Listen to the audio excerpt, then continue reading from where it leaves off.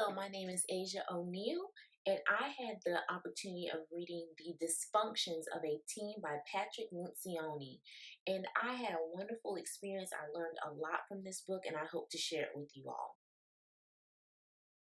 So, before we get into the 5 dysfunctions of a team, I want to give you some background into this book. So, in this book, Patrick Lencioni reveals the fundamentals of teamwork by using a leadership fable, a story of a technology company that is struggling to grow and find customers. The new CEO on board, Catherine Peterson, recognizes the potential of the organization and its people. However, the executives are not working together as a team and therefore it impacts the entire organization in a negative way. The team struggles to accept responsibility and come to any agreements, resulting in negative morale.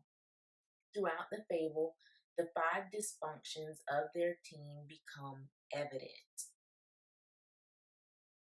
So here we have the pyramid showing the 5 dysfunctions of a team.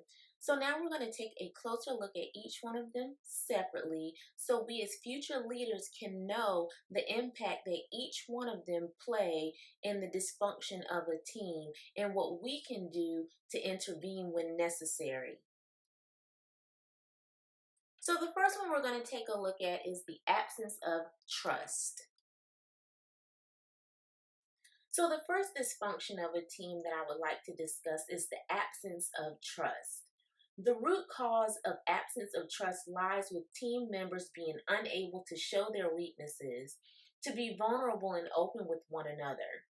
The absence of trust is a huge waste of time and energy as team members invest their time and energy in defensive behaviors and are reluctant to ask for help or assist each other. So, a strategy would be teams can overcome this dysfunction by sharing experiences, following through in multiple ways, demonstrating credibility, and developing strong insight into the unique characteristics of team members. The fear of conflict is the next dysfunction that I would like to discuss.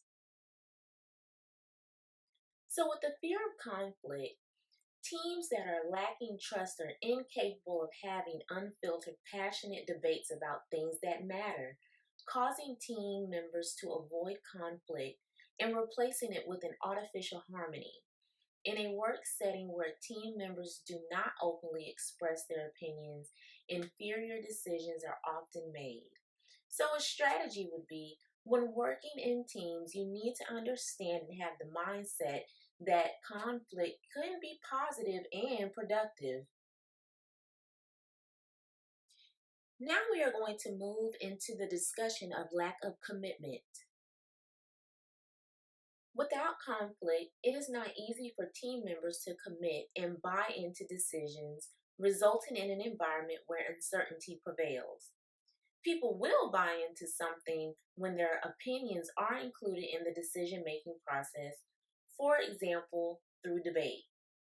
Productive teams make joint and transparent decisions and are confident that they have the support of each team member.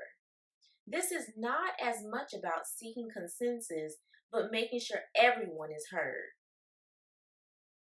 Next, we have the avoidance of accountability. When teams don't commit, you can't have accountability. In the book, he states, people aren't going to hold each other accountable if they haven't clearly bought into the plan. In a well-functioning team, it is the responsibility of each team member to hold one another accountable and accept it when others hold them accountable. And a strategy would be, very often the key to success is the measurement of progress.